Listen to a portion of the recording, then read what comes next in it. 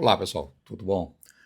A ideia desse artigo aqui é bem interessante, tá? Esse capítulo do livro, sobre como um médico avalia a dor do paciente, certo? Então, quando a gente está avaliando um paciente, a gente tem que fazer várias camadas de hipóteses, né, em que elas têm que ser sustentadas pelo raciocínio clínico, tá? E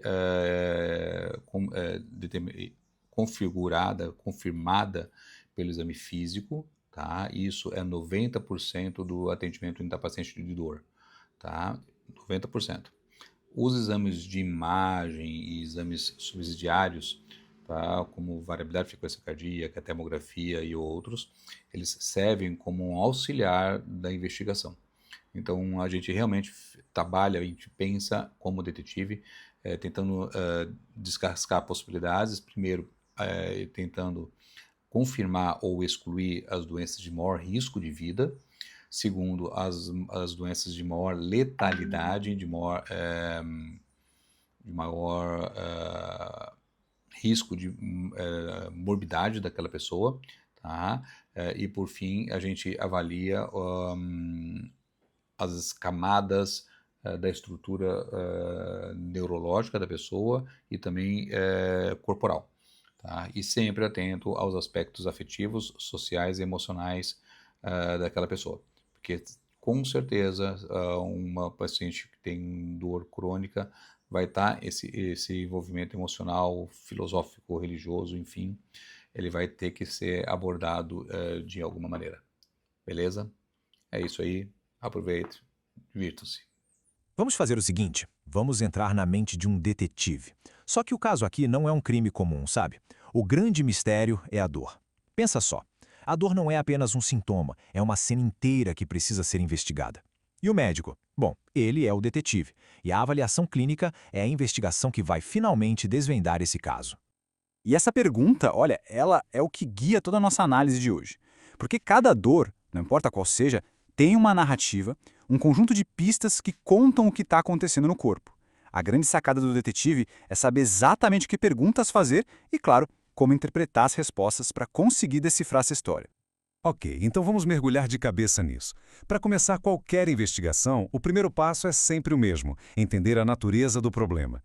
E quando o assunto é dor, pode acreditar, o quebra-cabeça é sempre muito mais complexo do que parece à primeira vista. E aqui está a primeira grande regra na investigação da dor. Ela nunca é um evento isolado. É uma experiência que é influenciada por fatores biológicos, claro, tipo uma lesão, mas também por fatores psicológicos, como o estresse, e até sociais, como o ambiente de trabalho. Um bom detetive sabe que precisa olhar para todas essas áreas, para ter a visão completa do caso.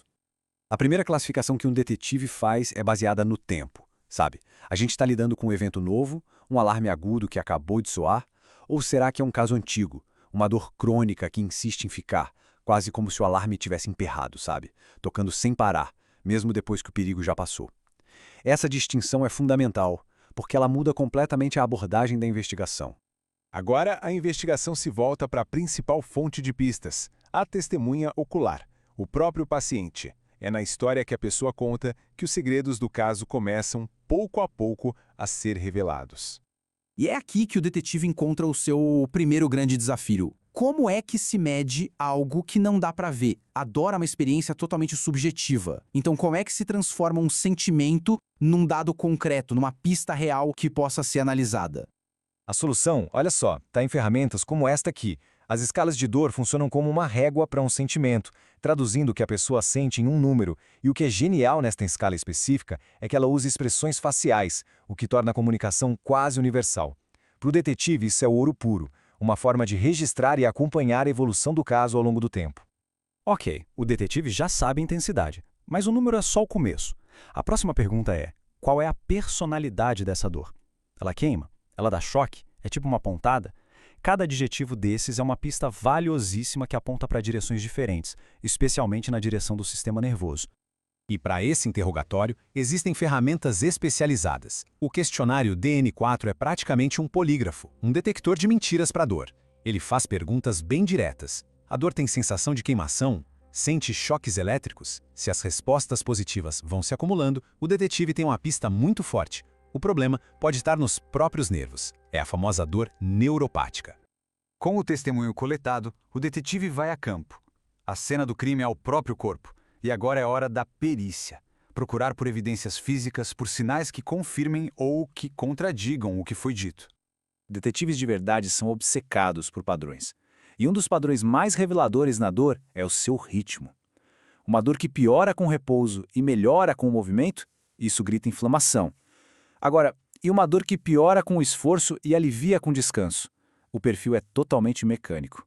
Só com essa análise de tempo, o detetive já consegue eliminar vários suspeitos e focar a investigação. A perícia continua, e agora o foco é nos detalhes. O detetive precisa saber diferenciar pistas que para um leigo iam parecer a mesma coisa. Um ponto sensível é só isso, um lugar que dói quando se aperta. Mas um ponto gatilho? Esse é diferente. É um nódulo tenso que, quando pressionado, pode disparar dor para outra área do corpo. É como encontrar a origem de uma bala que ricocheteou. Essa distinção é crucial para não seguir uma pista falsa. Às vezes, o depoimento e a análise da cena do crime não são o suficiente. Nesses casos, o detetive precisa recorrer ao seu kit de ferramentas avançadas, com testes especiais para descobrir o que está escondido. Mas é importante notar, esse kit de ferramentas especiais não é usado em qualquer caso, não. Ele é acionado quando o detetive já tem um suspeito em mente e precisa daquela prova final para confirmar a hipótese. São basicamente os testes forenses da medicina. Pensa nesses testes ortopédicos como se fossem chaves feitas sob medida para fechaduras específicas. O médico faz um movimento bem preciso, desenhado para provocar uma única estrutura do corpo. Se a dor da pessoa aparece exatamente naquele momento, bingo! O detetive acabou de encontrar o culpado, seja ele um tendão, um ligamento ou um menisco. E se as pistas externas não forem o bastante, o detetive pode pedir uma visão do interior da cena do crime. É aí que entram os exames de imagem.